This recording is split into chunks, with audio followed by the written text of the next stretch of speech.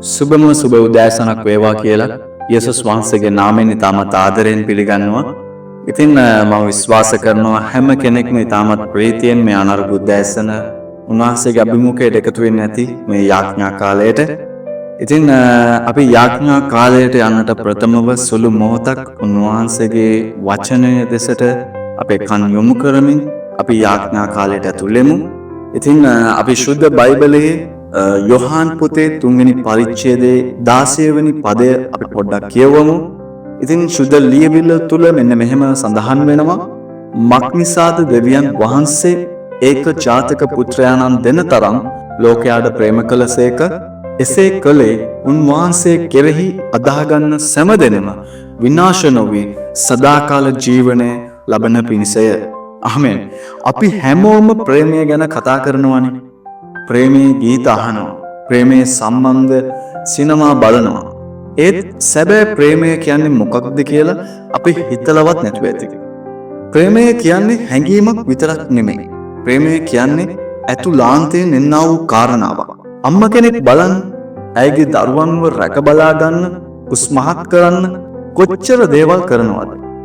තාත්තා තමාගේ පවුල වෙනුවෙන් කොච්චරනම් වෙහෙස වෙලා වැඩ කරනවද? හැබැයි කිතුණුවන් හැටියට දෙවියන් වහන්සේගේ දරුවන් හැටියට අපි ලබා ඇති ප්‍රේමය ගොඩක් වෙනස්. ඒ ප්‍රේමය ජීවමාන දෙවියන් වහන්සේගේ ස්වර්ගයේ සිට පැමිණෙනා වූ ප්‍රේමයක්.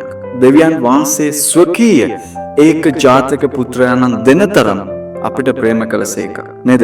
උන්වහන්සේගේ ජීවමාන වචනය කියවනකොට ඒ වගේ මේ වචනය අහන වෙලාවට අපිට තේරෙනවා උන්වහන්සේගේ ප්‍රේමය කොච්චර විශාලද කියලා. උන්වහන්සේ ධනවත් දුප්පත් කියලා වෙනසක් කළේ නැහැ.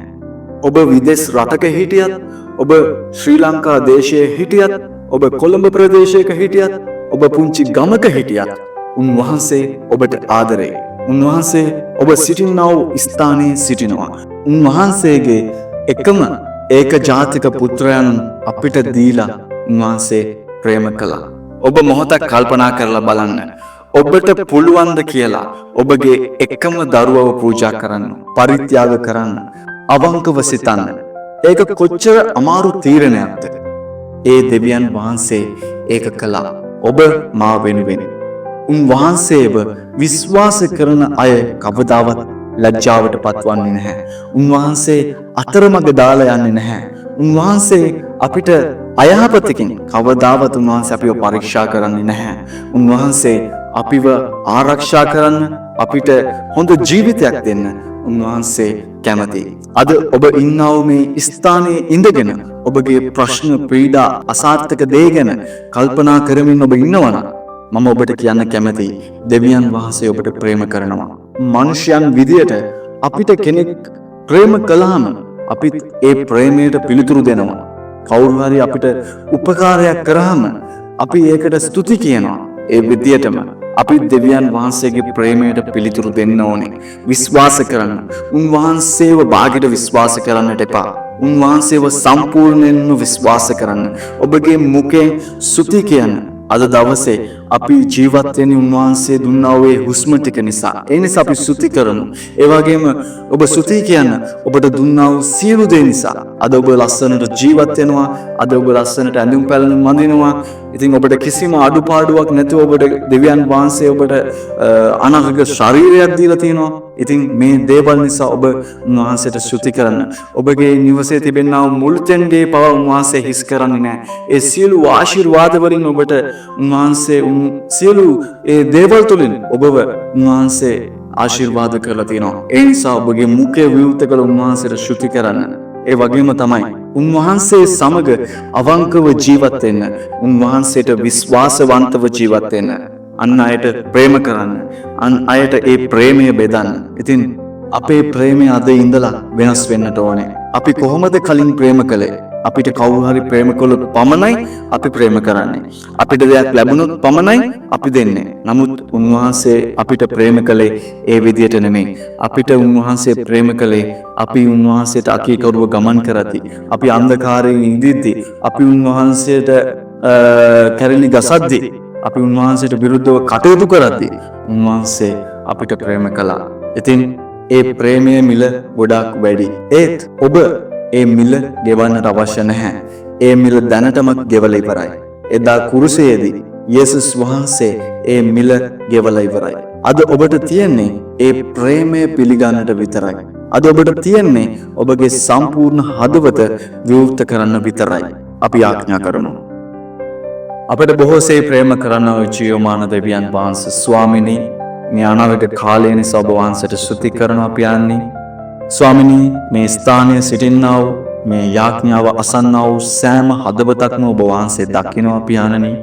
පියාණනි, හදවත ඔබ වහන්සේ ස්පර්ශ කරන්න පියාණනි. ඒ හදවත් වලට ඔබ වහන්සේ අද දවසේ පිළිතුරු දෙන්නා වූ දෙවියන් වහන්සේ නිසා ස්තුති කරනවා පියාණනි. ස්වාමිනී, අපි පිළිගන්නවා ස්වාමිනී, එදා පටන් අද වනතුරු ඔබ වහන්සේ අප සමග ඉඳලා තියෙනවා පියාණනි. ස්වාමිනී, අපි ජල මැදින් ගියත් අපි ගිනි මැදින් ගියත් ඔබ වහන්සේ අප සමග සිටින්නා වූ දෙවියන් වහන්සේ ස්වාමිනී. ස්වාමිනී, ඔබ වහන්සේ අපේ දුකේදිත් සිටියා, අපේ සතුටේදිත් සිටියා, ඔබ වහන්සේ අපේ කඳුලේදිත් ඔබ වහන්සේ සිටියා පියාණනි. අපිට විශ්වාසයි. ඒ යේසුස් වන නාමය දවස් අපි විශ්වාස කරනවා පියාණනි. ඒ යේසුස් වන නාමයෙන් ඔබ වහන්සේගේ අභියසට එනවා පියාණනි. පියාණනි, අපි විශ්වාස කරන්න. Says mortal but the case mortal will be candler his mortal bandler kisa. Shanana handa ba kaizesha labrata luru kushana kandaluru his mortal will be nandaleki. Labrata luru kushana hande. ස්වාමිනේ, මේ සෑම කෙනෙක්ගේම ජීවිත ඔබ වහන්සේ ස්පර්ශ කරන නිසා ශුතියි. ස්වාමීන්, අපිට දැනෙන ඔබ වහන්සේගේ ප්‍රේමය. ස්වාමීනි, ඔබ වහන්සේගේ ඒකජාතික පුත්‍රයාණන් දෙන තරම් ඔබ වහන්සේ අපිට ප්‍රේම කළා පියාණනි. පියාණනි, ඔබ වහන්සේට විරුද්ධව අපි කටයුතු කරාද? ස්වාමීනි, ඔබ වහන්සේට අකීකරුව අපි ගමන් කරාද පියාණනි? පියාණනි, අපිට සමා වෙන්න. ස්වාමීනි, මේ මොහොතේ ඔබ වහන්සේ සෑම ජීවිතයක්ම ඔබ වහන්සේ පවිත්‍ර කරමින් සිටින නිසා, ඒ සෑම ජීවිතයක්ම ඔබ වහන්සේ අතගසමින් සිටින නිසා, අලුතින් මේ මොහොතේ ඔබ වහන්සේ පරිවර්තනය කරන නිසා ඔබ වහන්සේට මම ස්තුති කරනවා පියාණනි. Says a mortal brother kaise shays a mandava kaisamo. ස්වාමීන් වහන්සේගේ වචනේ අපි තදින් අල්ල ගන්නවා පියාණනි. ඒ ප්‍රේමය අපිට දැනෙනවා පියාණනි. ඒ ප්‍රේමිය තුල ජීවත් වෙන්න ඔබ වහන්සේගේ කරුණාව අනුග්‍රහය මේ අනර්ග උදෑසන ඔබ වහන්සේ තබන නිසා ශුතියි. පියාණනි, මේ සෑම කෙනෙකුම ජීවිත ඔබ වහන්සේට බාර කරනවා පියාණනි. ඔබ වහන්සේගේ සුවය, ස්වාමීන් වහන්සේගේ දිව්‍ය නිරෝගීකම, ඒ සමාදානයේ ආත්මය මේ සෑම ජීවිතයක් මතම ඔබ වහන්සේ නිදහස් කරන නිසා ශුතියි. ඔවුන්ගේ පවුල ඔබ වහන්සේ ආරක්ෂා කරන නිසා ශුතියි. ඔවුන්ගේ ස්වාමීන් නිවෙස් ඔබ වහන්සේ ආරක්ෂා කරන නිසා ශුතියි. ස්වාමීනි, ඔබ වහන්සේගේ දේව වචනේ පවසනවා. ඔබ වහන්සේගේ ඇසේ කළුරුවමෙන් ඔබ වහන්සේ අපිව ආරක්ෂා කරනවා කියලා පියාණනි. ස්වාමීනි, ඔබ වහන්සේට ස්තුති කරනවා පියාණනි. ස්වාමීනි, ඔබ වහන්සේ අපේ හදවත් දකින්න දෙවියන් වහන්සේ නිසා, ඔබ වහන්සේ මේ ස්ථානයේ සිටින දෙවියන් වහන්සේ නිසා, ඔබ වහන්සේ අප මැද රජ කරන දෙවියන් වහන්සේ නිසා ඔබ වහන්සේට ස්තුති කරනවා පියාණනි.